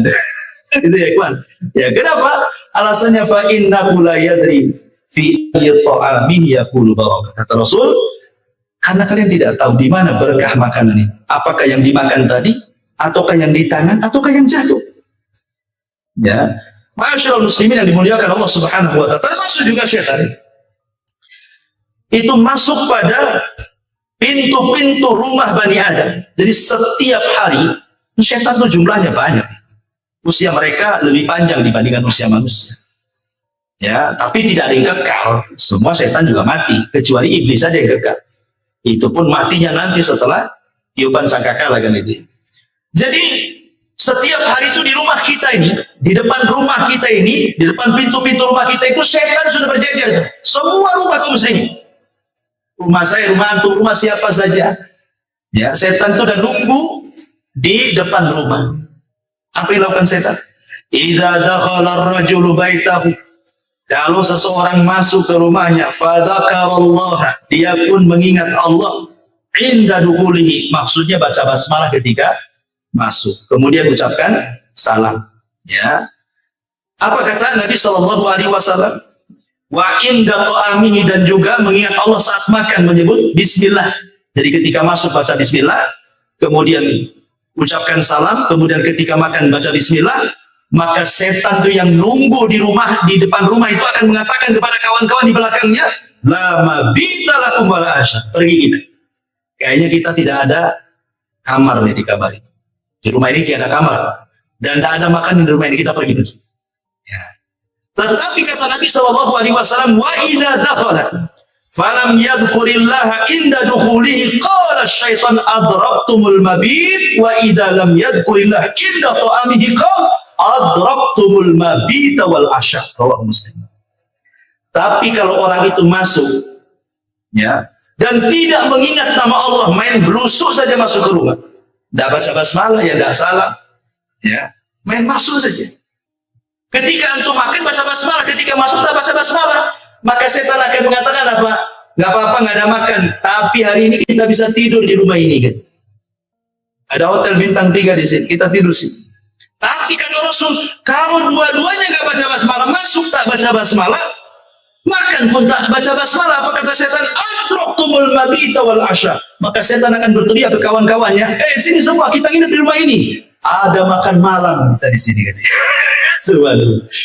Ya, bagaimana setan masuk loh ke rumah kita setiap hari. Ya.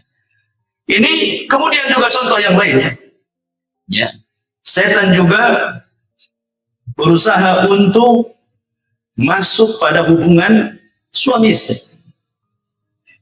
Apa kata Nabi Shallallahu Alaihi Wasallam? Lau anna ahadakum idza ata ahnaha qala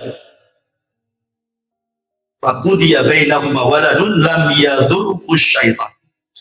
Kalau seandainya salah seorang di antara kalian mendatangi keluarganya melakukan hubungan, dan sebelum Anda melakukan hubungan Anda mengatakan Bismillah, ya Allah jauhkan kami dari setan dan jauhkan setan dari apa yang kau akan rizkikan kepada kami. Kemudian kita melakukan hubungan suami istri, maka setan tidak akan memadaratkan kita di sini. Artinya, mafhum mukhalafahnya, kalau seandainya kita tidak baca ini, tidak ta'awud, tidak baca basmalah, berarti ya setan ikut terlibat di situlah maksud. Ya. Tapi bukan berarti kalau umpamanya tidak baca doa ini, kemudian punya anak, berarti separuh setan, separuh manusia. Nah, nggak ada, beda kan itu ya. Setan kan tercipta dari api, kita dari tanah. Ya, jadi sudah beda bahan penciptaannya. Ya. Boleh jadi mungkin sifat-sifatnya kan. Baik, kemudian setan juga berusaha untuk yufsid 'alan nas. Berusaha untuk merusak kesehatan manusia. Kesehatan. Merusak kesehatan biar sakit orang. Ya. Ini disebutkan oleh Nabi Shallallahu Alaihi Wasallam, Inilah a'lamu kalimatan law qalaha la dhahaba anhu alladhi yajid. Law qala a'udzu billahi minasyaitonir rajim. Kemudian kata Nabi Shallallahu Alaihi Wasallam, sungguhnya aku ini la'alamu, sungguh aku mengetahui satu kalimat. Lau qalaha, kalau seseorang mengatakannya, la dhahaba anhu alladhi yajid, maka akan menghilangkan apapun yang ada dalam hatinya dari kemarahan, kedengkian dan begitu seterusnya. Lau qala a'udzu billahi minasyaitonir rajim, ketika dia mengucapkan a'udzu billahi minasyaitonir rajim. Karena kita tahu bahwa marah itu adalah salah satu yang menyebabkan penyakit kan. Ya, orang sering marah itu tinggi darahnya. Ya, bisa stroke orang. Makanya setan juga berusaha supaya kita dengki, hasad, marah itu supaya akhirnya kita sakit jadinya. Dimasukkan hasad kepada hati kita, hari-hari hasad sama orang. Akan nggak sakit badan kita. Mikirin orang terus kan. Ya. Jadi memang mau merusak kesehatan kita, setan itu berusaha seperti itu. Bahkan lebih daripada itu, setan itu membuat sedih manusia. Makanya doa yang sudah saya ajarkan dulu, ketika Nabi Shallallahu Alaihi Wasallam mengajarkan doa kepada Abu Umamah ketika berada di masjid karena sebuah hutang yang melilitnya kan. Kata Rasul, Abu Umamah ngapain kok pagi-pagi? Kan waktu sholat, kok duduk di sini sendirian lagi? Ada apa dengan kamu? Kata Abu Umamah, khumumun lazimatni wa duyun. Karena bingung aku Rasul. Banyak hutang aku Rasul. Apa kata Rasul? Gimana kalau kuajarkan kepadamu beberapa kalimat? Maka akan menghilangkan kebingunganmu dan akan melunasi hutang-hutang. Maka Rasul mengatakan, Allahumma inni a'udzubika minal hammi wal hazan. Ini yang pertama diajarkan Rasul. Ya Allah, aku berlindung dari kamu dari ham, kebingungan, wal hazan, dan kesedihan. Karena bingung dan sedih ini salah satunya dibuat oleh setan. Dibuat orang itu bingung sama setan, dibuat orang itu sedih sama setan. Ya, jadi setan itu masuk dalam kebingungan. Makanya kita berlindung kepada Allah dari dua perkara ini. Ya. Kemudian juga setan berusaha untuk merusak rumah tangga orang. Makanya iblis itu punya istana di tengah lautan. Setiap hari dia utus apa? Saroyah, kata Nabi. Pasukan-pasukan khusus jadi utus untuk menggoda manusia. Yang satu menggoda jangan sholat, yang satu menggoda jangan sedekah, yang satu menggoda jangan zakat, yang satu menggoda jangan puasa, yang satu menggoda supaya marah-marah dan begitu seterusnya. Setelah satu hari mereka berusaha menggoda manusia, laporlah kepada setan Tuhan mereka. Ya iblis, ya Tuhan iblis, saya sudah menggoda dia. Dia tidak sholat. Iblis biasa-biasa saja. Ya. Kenapa kok saya sudah menggoda dia sampai dia tidak sholat, kok Anda tidak bahagia? Ya ngapain menggoda? Dari dulu tak sholat dia katanya. Nggak, biarkan saja kan gitu. Artinya bahwa iblis nggak takjub dengan perkara-perkara itu. Ketika ada satu orang berhasil, ya Tuhan iblis, aku farraqtu baina zawjain. Aku berhasil memecahkan, membuat perang antar suami istri sampai bercerai keduanya. Langsung berdiri iblis itu. Berdiri begini. Begini, diambil pialanya, diletakkan di kepalanya, anta, kamu sebaik-baik orang terdekatku, kamu sebaik-baik orang terdekatku. Dipeluknya dia. Menunjukkan apa ikhwan? Menunjukkan bahwa iblis suka kalau seandainya anak buahnya mampu menceraikan suami istri. Kenapa? Karena korbannya banyak. Kalau orang tidak sholat, dia saja korbannya. Kalau orang tidak puasa, dia aja korbannya. Kalau orang tidak sholat malam, dia aja korbannya, kan gitu ya. Tapi kalau suami istri kemudian retak, kemudian cerai, kemudian banyak anaknya, istri korban, suami korban, anak-anak pun korban. Istrinya nikah lagi, tidak punya tanggung jawab dengan anaknya karena suami barunya tidak suka dengan anak-anaknya. Bapaknya nikah lagi, tak tanggung jawab anak-anaknya. Ini anak-anak terlantar, datang iblis sini, nah jadi anak angkatku aja. Nah, jadi anak iblis. Bahaya, ikhwan. Ya. Makanya kebanyakan orang-orang yang bercerai, kalau tidak tanggung jawab orang tuanya, masalah tuan anak. Kecuali memang orang tuanya memang tanggung jawab, walaupun dia bercerai, tidak masalah. Ya, tapi dia masih tanggung jawab, dipondokkan anaknya, dikirimi uang dan begitu seterusnya kan, jadi baik gitu. Tapi kalau dua-duanya tidak tanggung jawab, dan kebanyakan seperti itu. Akhirnya jadi angkat iblis jadi kan. Jadi ini juga termasuk bagaimana syaitan masuk dalam perpecahan rumah tangga. Ya. Termasuk juga masuk pada ibadah manusia. Terutama para wanita yang sedang haid. Memang wanita yang sedang haid itu kan mereka tidak puasa, tidak sholat. Sehingga mereka dibuat lari sama setan, tidak mau zikir. Padahal kan walaupun tidak sholat, tidak puasa, wanita itu kan bisa dia zikir. Bisa baca Quran dari hafalannya. Dan itu ya, bisa berdoa dari hafalannya. Tapi dilalaikan semuanya. Ya ma'asyiral muslimin, yang termasuk juga setan masuk kepada aurat manusia. Dibuatnya telanjang manusia itu ditampakkan auratnya. Dan ini yang paling berhasil setan. Ya. Tidak ada tempat di dunia ini kecuali antum memandang aurat. Di mana coba? Tempat yang tidak antum memandang aurat tidak ada. Antum baru keluar dari sini aja nih, ke situ dan apa aurat. Masuk pasar lebih parah lagi, masuk mall naudzubillah lagi.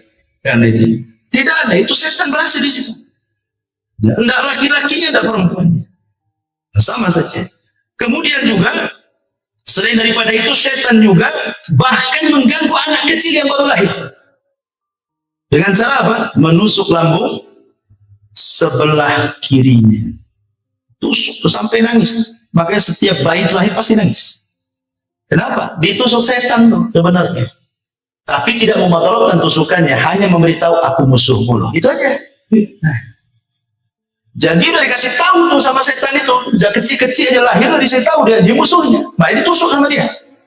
Makanya Nabi SAW mengatakan dalam riwayat Bukhari Muslim, "Ma min maulud yuladu illa wasyaitan yamussuhu hina yulad."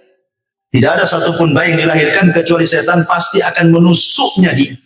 Kecuali Maryam dan anaknya Isa ibnu Maryam. Ya, tidak bisa ditusuk setan dua orang, Maryam dan putranya. Ya. Kemudian juga di antara usaha setan untuk menggoda Bani Adam itu masuk kepada apa? Perkara-perkara bagaimana orang itu dilalaikan dari ibadah, zikir, baca Quran, dibuatnya futur orang. Orang dibuat futur ya. Ya. Kemudian dihiasi dengan dunia karena sibuk kerja, sibuk ini, sibuk itu dan yang lain, akhirnya lupa ibadah, lupa sholat, lupa ngaji, lupa segalanya. Intinya bahwa setan itu sekali lagi sebagaimana firman Allah yang sudah saya sebutkan di atas tadi, dia akan datang dari belakang, dari depan, dari samping kiri, dari samping kanan, atas, bawah, sehingga orang tidak bisa bergerak.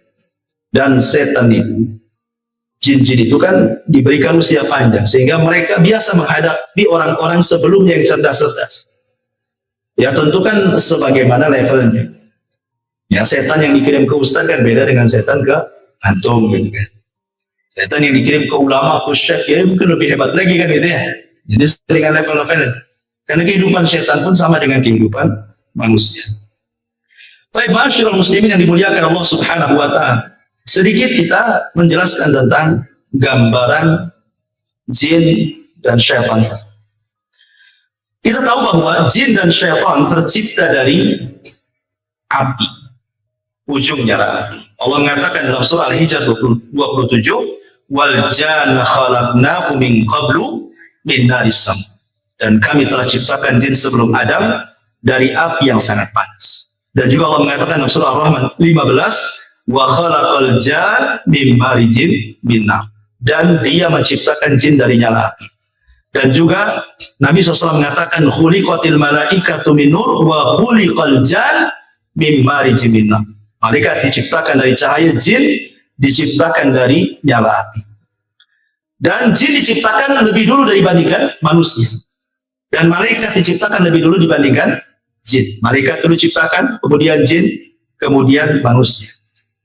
Adapun bentuk atau sebutan-sebutan jin dalam bahasa, sebagaimana disebutkan oleh Al-Imam Ibnu Abdul Bar dan yang lainnya, al-jinnu inda ahlil kalam wa ahlil ilmi bil lisan yanziluna ala maratibah. Jadi jin itu menurut ahli kalam dan para ulama bahasa, mereka membagi jin itu menjadi beberapa bagian. Ya.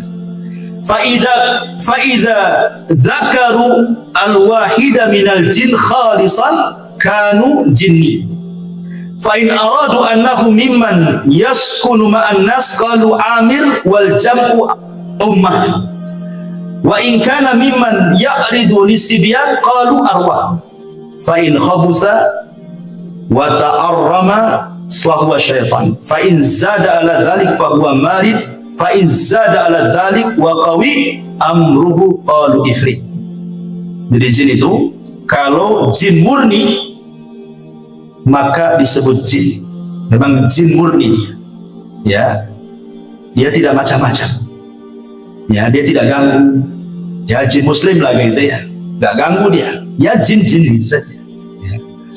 Kemudian yang kedua, kalau yang tinggal bersama manusia yang di rumah-rumah antum tuh, setiap rumah ada jin. Ya, maka disebut amir atau jamaknya ammar atau ummar. Ya. Kemudian yang ketiga, jin yang mengganggu anak kecil itu disebut arwah. Kan ada anak kecil itu bi kok ada apa ya di situ? Nah, ya, anak kecil kan kadang-kadang ngomong begitu kan.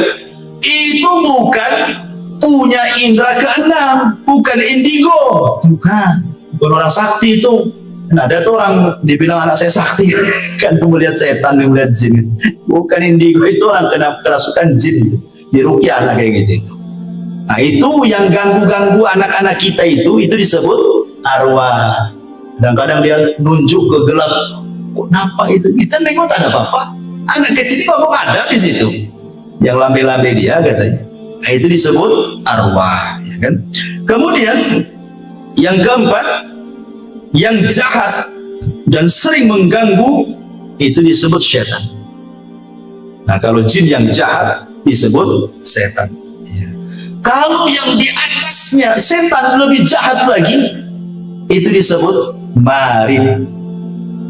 Sampai ada dukun Yaman yang paling sakti, dia pernah menyihir ulama sampai bukulnya itu berapa meter pakai kain, itu jarumnya berapa ribu jarum dikubur di kuburan. Tobat ya dia cerita dukun nih habis tobat karena dia nyesel ya, mengusir ulama masalahnya kan, tobat dia menceritakan ya tentang ditanya soal jin yang tidak mungkin beriman sama sekali. Dia mengatakan namanya marid. Itulah yang kemudian oleh Nabi SAW disebut bahwa kalau datang bulan Ramadan maka setan-setan diikat. Siapa yang diikat? Jin marid ini yang diikat. Karena ini jin yang paling jahat. Dia tidak ada jin marid yang beriman. Jahat sekali mereka. Ya. Makanya diikat jin-jin yang ini. Tapi yang lain-lainnya tetap aja dilepas. Ya. Jadi tidak semua setan diikat di bulan Ramadan. Nah, karena ada hadis yang mengatakan ketika Rasul mengatakan idza ja'akum Ramadan futihat abwabul jannah wa ghuliqat abwabun niran wa sufidatish syayatin, dan setan diikat. Di riwayat yang lain maradatus syayatin, jin yang marid itu yang diikat, yang jahat sekali. Ya, makanya di bulan Ramadan wajar masih ada juga orang yang tak puasa kan. Nah, itulah jin yang lepas itu yang tak puasa, ya kan. Kemudian yang paling jahat lagi, di atasnya marid ada lagi. Dan lebih garang lagi dia. Nah, itu disebut ifrit. Dia kuat. Makanya di zaman Nabi Sulaiman apa kata ifrit? Aku bisa pindahkan istana Balkis sebelum kau berdiri katanya. Ya kan? Saking kuatnya. Itulah bawahannya iblis. Ifrit. Dia bisa pindahkan istana Ratu Balkis sebelum sudah berdiri lagi. Nah, itu istilah-istilah yang disebutkan para ulama. Kemudian juga Nabi SAW mengatakan al-jinnu salah satu asnaf. Jin itu ada 3 jenis. Ya. Sinfun lahum ajnihatun yatiruna fil hawa, wa sinfun hayyatun wa kilabun, wa sinfun yahilluna wa yat'anun. Nabi SAW mengatakan dalam riwayat Tabrani dan Al-Hakim dengan sanad yang sahih, jin itu 3 kelompok. Yang pertama jin yang bisa terbang. Jin itu bisa terbang. Makanya kenapa mereka punya maqaidu di sam'i, di atas awan mereka punya pos-pos. Mereka terbang ke awan. Ya, kemudian mereka buat pos di atas awan, nanti dari pos itulah mereka saling panjat pinang. Ya, satu jin ke jin sampai ke langit. Kemudian yang paling atas mendengarkan ucapan malaikat. Disitulah mereka mencuri dengar. Kemudian akhirnya disampaikan ke jin yang bawahnya, sampai yang di pos yang di atas awan itu. Baru setelah itu dia turun ke bawah terbang, sari dukun. Kemudian jualanlah kalimat-kalimat Bani Pilot kan itu. Ini saya punya kabar bagus. Terjadi kerjasama antara jin dan dukun. Itu pun kalimat yang hak dicampur adukan 99 kedustaan. Ya, baik. Kemudian ada jin yang berbentuk ular dan anjing. Ya, ada jin itu yang berbentuk ular dan anjing. Bahkan Syekhul Islam Ibnu Taimiyah rahimahullahu taala bahwa jin itu bisa menyerupai apa saja. Bisa menyerupai apa saja, kecuali nabi. Enggak bisa. Jin tidak bisa menyerupai nabi. Tapi selain nabi bisa. Ya, bisa menyerupai. Makanya kenapa saya pernah bertanya kepada salah satu guru saya. Waktu saya belajar di Yaman, belajar kitab Fathul Majid, Syarah Sahih kitab Tauhid. Jadi saya tanya, namanya Syekh Adnan. Ya, Syekh, saya kebiasaan di kampung saya cerita, agak panjang cerita. Waktu saya di kampung di Jawa Barat, di Majalengka sana, ada tukang mabok. Ya. Jadi zaman dulu preman-preman itu, mereka bukan kayak sekarang merek-merek khamar itu kan macam-macam ya. Kalau dulu kan paling tinggi cap janggut, ya kan? Anggur cap janggut, ya, kalau dulu kan. Itu sudah mabok tuh minum itu. Jadi preman-preman desa ini buatlah lomba mabok-mabokan. Karena satu botol tidak puas, akhirnya apa? Dicampur dengan spiritus. Jadi dicampur dengan spiritus. Kurang kuat juga dicampur dengan pil BK. Untuk pil BK untuk anjing gila. Jadi dioplos tuh. Bayangkan, anggur kasih spiritus, kasih pil BK, gimana? Overdosis mati.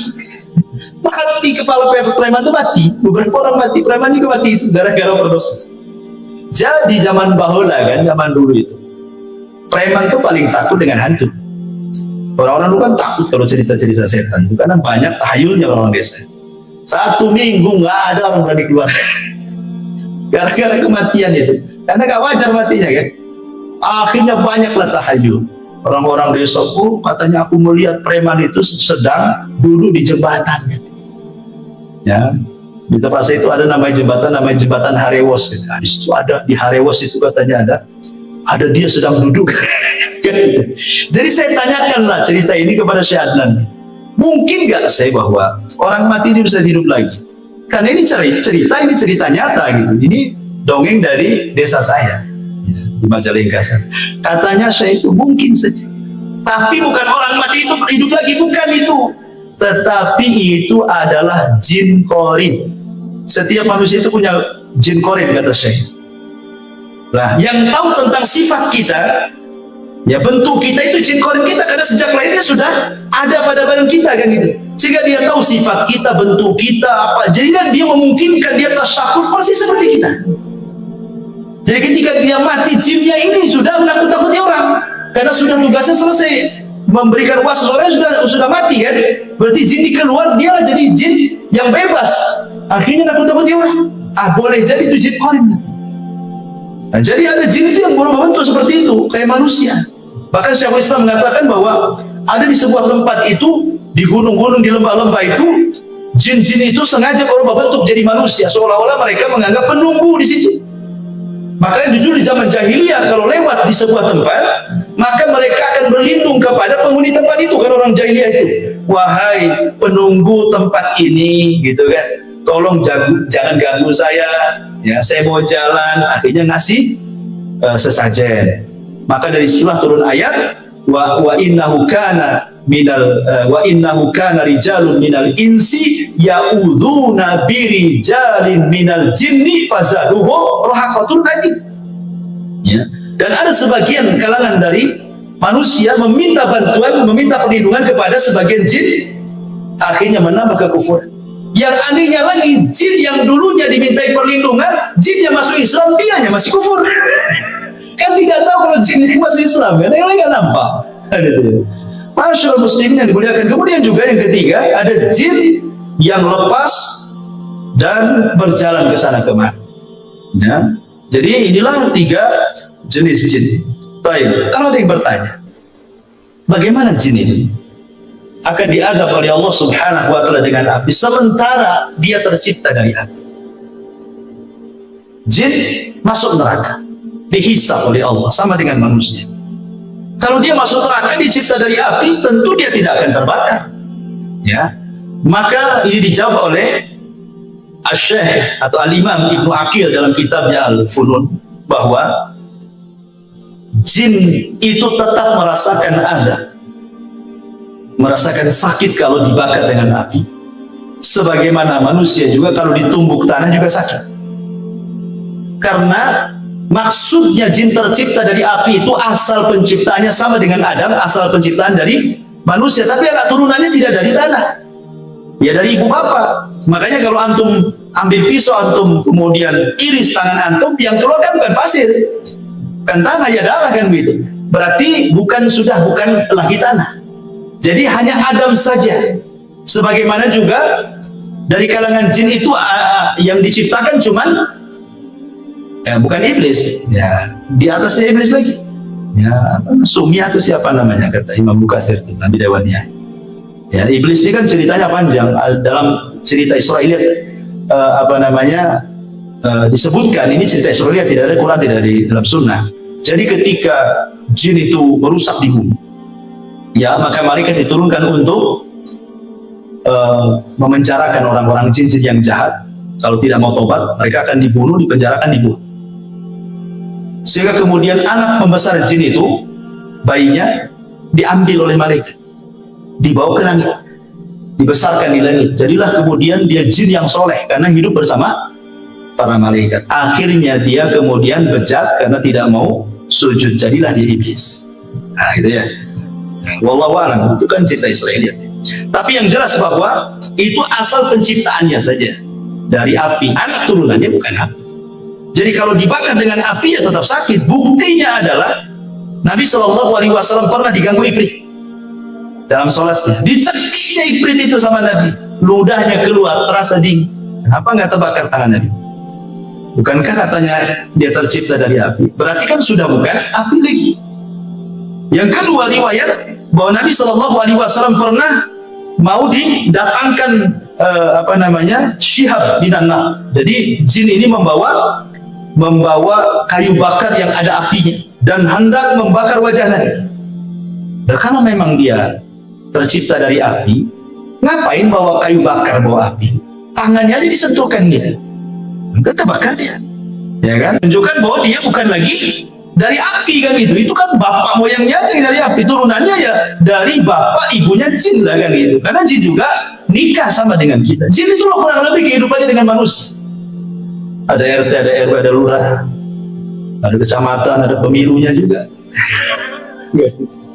ada partainya juga, bermadhab juga, ada Syafi'i, Maliki, Hambali, Zahiri, ada Syiah juga, ada Mut'ah juga mungkin mereka. Apa mereka berorganisasi? Ya nggak tahu. Apakah mereka ikut organisasi apa gitu? Wallahu a'lam. Tapi yang jelas kehidupan mereka sama dengan manusia, kurang lebih. Ya, tidak kurang, tidak lebih. Baik, kemudian jin mukallaf. Jin mukallaf, artinya mukallaf itu sama dengan manusia juga, disuruh sholat, puasa, zakat, haji. Persis. Quran yang kita baca itu juga Quran yang dibaca mereka. Ya, hadis yang kita baca itu pun hadis yang dibaca mereka. Karena nabi mereka dari manusia. Ya, jadi jin itu kebanyakan belajar agama kepada manusia. Jadi kalau jin belajar agama kepada manusia jadi ustaz. Tapi kalau manusia belajar ke jin jadi tukang sihir. Terbalik. Jadi jin itu belajar agamanya kepada manusia.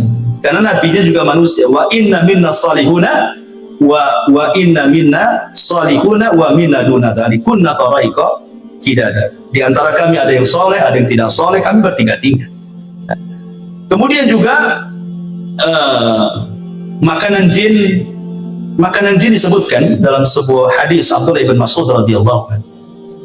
Jadi ketika Nabi SAW diundang untuk ceramah di kalangan jin, bagaimana Rasul tahu bahwa di situ ada jin berkumpul ribuan?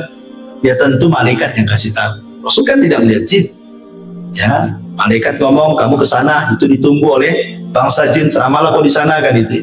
Nah, setelah Nabi SAW berceramah, Ketika itu kemudian jin-jin ini bertanya soal makanan. Kata Rasulullah SAW, ya, maka Rasul mengatakan, lakum kullu admin dzakara asmallah alaihi yaqa'u fi aydikum aw farama yakunu lahman. Kata Nabi SAW, makanan kalian adalah tulang yang habis dimakan orang. Kemudian ketika sudah habis dagingnya, ketika dibuang ke tong sampah, orang ini membaca basmalah, kemudian dibuang, nanti akan kembali dagingnya. Ya, jadi antum kalau makan sop tulang, ya kan, itu banyak tulangnya tuh, ya. Nah, pokoknya yang tulang-tulang lah, tulang ikan, tulang apa, tulang iga.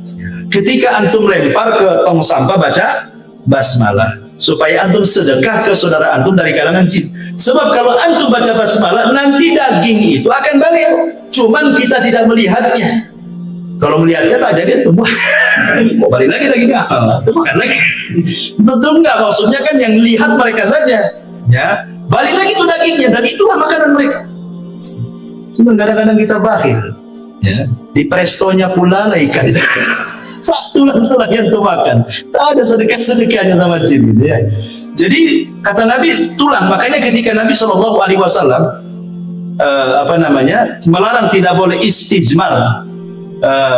Memerintahkan istirma jangan batu, kata Rasul, jauhi tulang dan kotoran, ya, karena itu makanan jin, kata Nabi SAW. Ya. Kemudian juga setiap makanan yang tidak disebut nama Allah yang saya katakan, antum makan apa saja antum tak baca basmalah, jin ikut. Ya. Jadi setiap makanan yang tidak disebut nama Allah Subhanahu wa Ta'ala, dan tentu ada makanan lain yang kita tidak tahu. Ya. Adapun tempat-tempat jin disebutkan dalam beberapa riwayat. Yang pertama, tempat syaitan atau tempat jin adalah pasar. Pasar itu tempat syaitan, tempat jin jahat.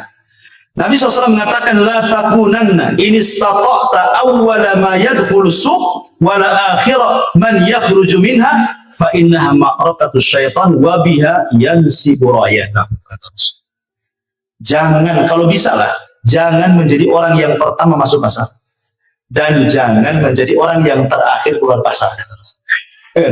Jangan yang pertama kali kau masuk pasar, jangan pula yang terakhir masuk keluar pasar. Kenapa? Karena pasar itu tempat perangnya setan. Disitulah setan menancapkan bendera perang, genderang perang itu. Ayo perang dengan saya. Makanya tidak ada maksiat di luar pasar kecuali ada semua dalam pasar. Sebutkan maksiat di luar pasar apa yang tidak ada? Ada semua. Syirik banyak yang taruh tangkal-tangkal di warung-warung. Gitu ya. Apalagi orang maki-maki di pasar, orang sumpah palsu, wallahi semua di pasar. Orang yang nipu, orang yang mengurangi takaran, timbangan, meteran, semua ada di pasar. Ya, makanya itu tempat setan. Makanya ada doa orang masuk pasar itu, berdoa. Ya. Kemudian yang kedua, tempat setan adalah kamar mandi hammam. Makanya kita disuruh berdoa, Allahumma inni a'udzubika minal khubthi wal khaba'is. Aku berlindung dari setan laki-laki dan perempuan, karena itu memang tempat jin, syaitan. Ya. Kemudian yang ketiga, hadis Abi Hurairah, sallu fi marabidil ghanam wa la tusallu fi a'tanil ibil. Salatlah di kandang kambing, jangan salat di kandang unta. Maksudnya kandang unta itu tempat unta istirahat. Karena unta itu paling cemburu kalau tempatnya di tempat itu. Kalau kambing antum di situ nggak akan cemburu, kambing cuek-cuek aja. Kalau antum sholat di situ diterjang sama tempatnya di langsung dikejar antum. Karena ada tabiat setan, ya unta itu. Makanya kalau makan daging unta, wudu. Kalau makan daging kambing tidak wudu, gitu ya. Maksudnya tidak batal wudunya. Kemudian juga hadis yang ketiga. Kata Imam Ibnu Taimiyah rahimahullah, al-amakinul lati yunha 'anis salati fiha ka'atanil ibil wal hammami wa hiya al-ma' wasyaitan. Wa kadzalika ma yusafiru ilaihi ba'dun nas minal magharati wa nahwihi minal jibali qasirin li ta'dim tilkal buqati bisyami wa misra wal jazirati wal khurasan wa ghairiha. Wa kullu mawdi'in tu'addibuhu an-nas ghairal masajid wa masyairil hajj fa innahu ma'wa syaitan. Ya, kata Ibnu Taimiyah, tempat-tempat yang diagungkan manusia, yang tidak ada perintah untuk mengagungkannya, maka di situ tempat setan. Ya, pokoknya kalau ada tempat-tempat diagungkan manusia, pada Allah tidak memerintahkan untuk mengagungkannya, kata Ibnu Taimiyah, di situlah tempat setan. Ya, ya macam-macam, tak kuburan atau tempat keramat, gitu ya, gua-gua tertentu, bukit-bukit, kawah-kawah dan yang lainnya, maka kata Ibnu Taimiyah tempat setan. Kemudian hadis Abu Qatadah, hadis Qatadah dari Abdullah ibn Sarjis radhiyallahu anhu, Nabi SAW mengatakan, naha an yubala fil hujri. Rasul melarang tidak boleh kencing di lubang. Ya, nah itu kalau toilet itu kloset ada lubangnya, bukan, maksudnya di tempat yang terbuka, maksudnya tadi hutan, tadi padang pasir, ada lubang di situ kan, jangan kencing di lubang. Kata Qatadah ketika ditanya kenapa, alasannya, maka beliau mengatakan innaha masakinul jin. Bisa saja di situ dijadikan tempat jin. Ya, pokoknya kalau kencing lihat-lihat ada lubang enggak, takutnya lubang ular pula juga di situ kan, keluar bahaya tuh ya. Kemudian Imam Nawawi juga mengatakan as-salatu fi ma'was syaitan makruhatun bil ittifaq. Salat di tempat yang di situ sudah dijelaskan tempat setan hukumnya makruh. Seperti tempat-tempat minuman khamar, diskotik, bar-bar, tempat maksiat. Nah, itu tempat setan di situ. Jangan sholat di situ makruh. Ya. Nah, jadi termasuk juga boleh mengatakan wal kanais wal biya'i wal khususi wa nahwi dzalik. Termasuk juga di kanais tempat-tempat ibadahnya non muslim, ya kan? Dan begitu seterusnya, tidak boleh sholat di situ makruh. Baik. Kemudian yang terakhir karena waktu juga membahas tasyakul wa tasawur al jin, bahwa jin bisa tasyakul, bisa beralih rupa karena izin Allah Subhanahu wa taala. Tetapi ingat bahwa tidak semua jin bisa beralih rupa, kecuali sudah menghabiskan semua tenaga. Sebenarnya kalau jin itu beralih rupa, berarti dia sudah lemah sebenarnya. Jadi kalau seandainya antum jalan kemana lah, di kuburan mana gitu, di Tamiang atau di mana gitu ya kan, kok nampak ada pocong gitu, ya. Berarti itu jin, setan itu sudah menghabiskan tenaganya, sudah lemah. Jadi nggak perlu takut lagi gitu maksudnya. Lemah kalau jin sampai kemudian beralih rupa, sudah menghabiskan tenaganya. Ya. Jadi justru kalau semakin berani dia lemah sebenarnya. Cuman kita tidak, kita yang takut kan gitu. Kemudian juga ada yang mengatakan dalam sebuah referensi itu bahwa sebenarnya jin itu beralih rupa karena dukun. Jadi di kalangan jin itu ada dukun juga. Jadi dia datang ke dukun jin, dimantra-mantrai, maka dia akan menjelma seperti apa. Jadi dukun itulah dukun dari kalangan jin yang merubah dia sehingga dia ingin jadi apa gitu. Dan itu akhirnya menakut-nakuti manusia. Ada juga jin itu beralih rupa maksudnya mewarnai dirinya. Nah, diwarna-warnai dirinya supaya nampak ada kaibat, ada apa gitu. Kalau kita jalan di kegelapan itu tutup, ada apa aja gitu ya. Tak warna apa, bisa saja. Ya, karena sekali lagi mereka tidak bisa menyakiti kita. Mereka itu hanya menakut-nakuti saja. Ya, mereka menakut-nakuti dan mereka akan mencari semua media bagaimana kita tahu. Ya, entah lewat angin, entah lewat bayang-bayang, entah lewat suara, entah lewat mimpi, begitu. Nah, pokoknya seorang penakut dalam rumahnya sendirian.